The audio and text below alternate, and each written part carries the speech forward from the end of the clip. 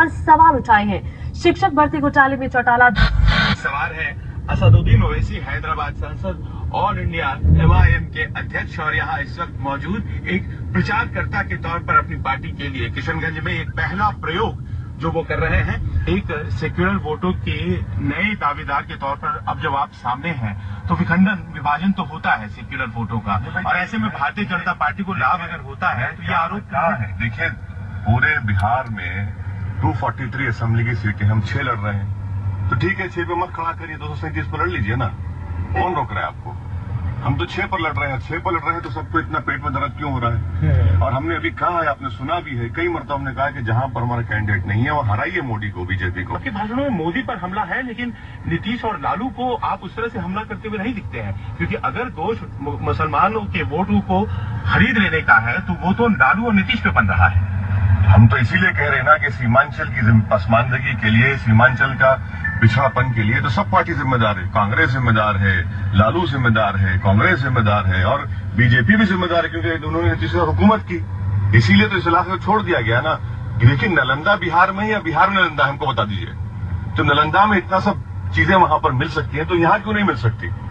क्यों नहीं जा सकता? क्यों इस सरजमीन से इतनी नफरत क्यों है? फिर जिस ओवैसी साहब को लोगों ने भारतीय जनता पार्टी के खिलाफ सबसे ज्यादा बोलते हुए सुना है, अगर वो सफल होते हैं तो हर बार भारतीय जनता पार्टी ही सफल हो जाती है। एक आयरनी है जिसको आप कंडेम करते हैं। आप गलत कह रहे हैं। मोदी की ताकत कांग्रेस है, हम नहीं है।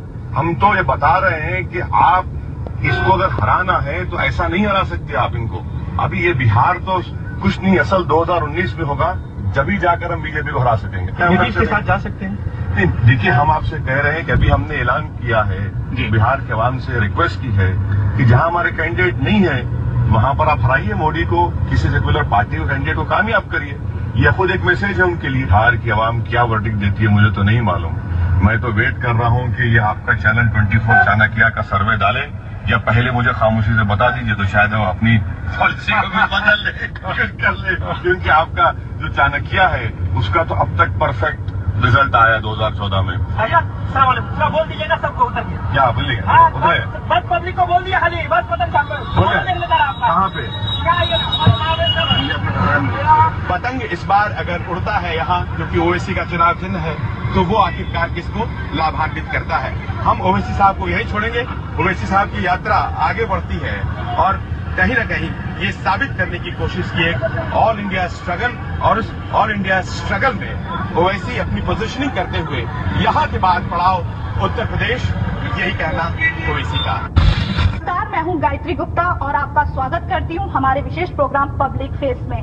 इस प्रोग्राम में आज हम बात करेंगे अपने तीखे बयानों को लेकर सुर्खियों में रहने वाले नेता असदुद्दीन ओवैसी के बारे में, जो बिहार में पहली बार अपनी सियासत चमकाने की कोशिश कर रहे हैं। तो चलिए सबसे पहले आपको बताते हैं असदुद्दीन ओवैसी की शुरुआती जिंदगी के बारे में।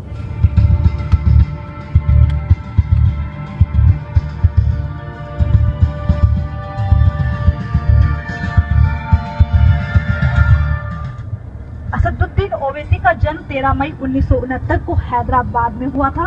उनकी आरंभिक शिक्षा 1973 से 1983 तक हैदराबाद पब्लिक स्कूल से हुई। 1984 से 1986 तक वे सेंट मैरी जूनियर कॉलेज में पढ़े। 1986 और 1979 के दौरान उन्होंने निजाम कॉलेज से BA किया। उसके बाद 1989 और 1994 में उन्होंने लंदन के लिंकन कॉलेज से बैरिस्टर की डिग्री हासिल की। ओवैसी की शादी 1996 में फरहीन से हुई। उनकी 5 बेटियां और 1 बेटा है। असदुद्दीन ओवैसी 2008 से ऑल इंडिया मजलिस इत्तेहादुल मुसलमीन के अध्यक्ष हैं। Owaisi all India Muslim personal law board नई दिल्ली के संस्थापक सदस्य भी हैं। ओवैसी साल 1994 और 1999 में हैदराबाद की 4 मीनार विधानसभा से विधायक रह चुके हैं। इसके साथ ही साल 2004, 2009 और 2015 में वह हैदराबाद लोकसभा सीट से सांसद चुने गए।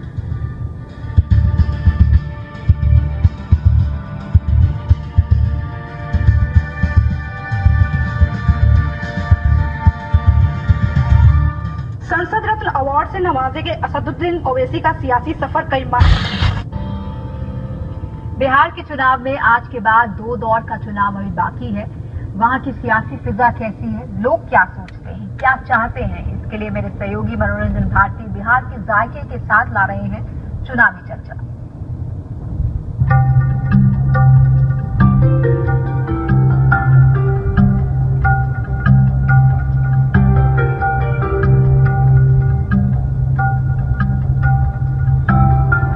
आ गया हूँ चुनाव में किशनगंज, और यहाँ पे इस चाय की दुकान पे कुछ लोगों से बात करेंगे, उनकी राय जानने की कोशिश करेंगे। चाय पे चर्चा में यहाँ पे क्या मुद्दे हैं सर?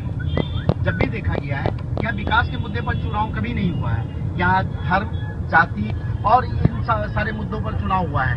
विकास का मुद्दा कभी भी नहीं रहा है, लेकिन यहाँ पर विकास के नाम पर राजनेताओं ने हमेशा ठगने का काम किया है। बहुत इलाका है ये, ओवैसी भी मैदान में है इस बार। आपको क्या लगता है कि ओवैसी क्या वोट कटवे के रूप में रहेंगे या कुछ करता? नहीं, ओवैसी वोट कटवे के रूप में नहीं रहेंगे।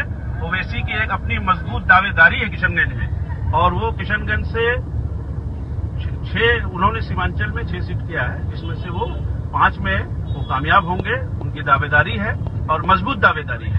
कुछ लोग ये कहते हैं कि बीजेपी ने खड़ा किया ओवैसी।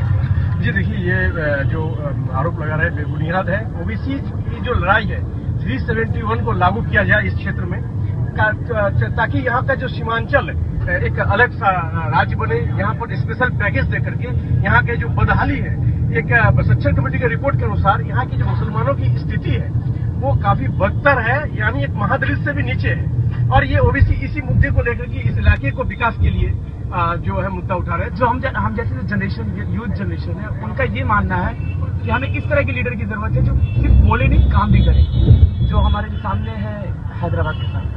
अब तो मुझे बताइए कि क्या मुद्दों पर, किस मुद्दों पर वोट होने वाला है? यहाँ ज्यादातर विकास को लेकर।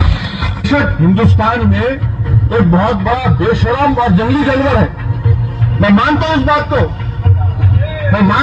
को, सर, कि हिंदुस्तान में सबसे बड़ा बेशरम और जंगली जानवर अगर कोई है